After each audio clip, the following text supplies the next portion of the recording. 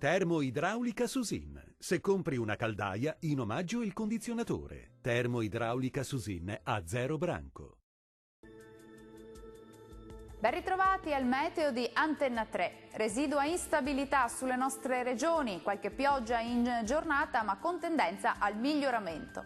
Nel dettaglio sul Veneto diffusa instabilità con piogge un po' su tutti i settori della nostra regione, anche forti nel corso della mattinata. Fenomeni comunque in cessazione entro sera-notte. Diamo ora uno sguardo all'andamento delle temperature. Le massime saranno comprese tra 5 e 9 gradi, valori minimi tra 1 e 5 gradi circa. Che tempo farà invece sul Friuli Venezia Giulia? Situazione quasi del tutto invariata, perché anche qui il tempo sarà spiccatamente instabile un po' su tutti i settori della nostra regione, con piogge diffuse, localmente anche di moderata intensità. Generale miglioramento col passare delle ore.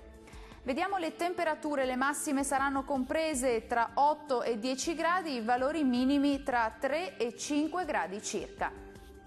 Concludiamo infine con uno sguardo alla situazione meteorologica del Trentino Alto Adige.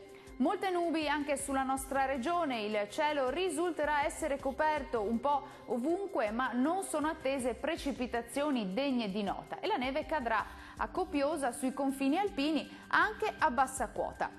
Vediamo anche in questo caso le temperature. Le massime saranno comprese tra 7 e 8 gradi, dunque valori più o meno stazionari, valori minimi invece tra 0 e 1 grado.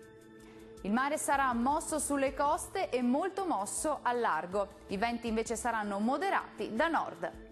Dal meteo per ora è tutto, arrivederci.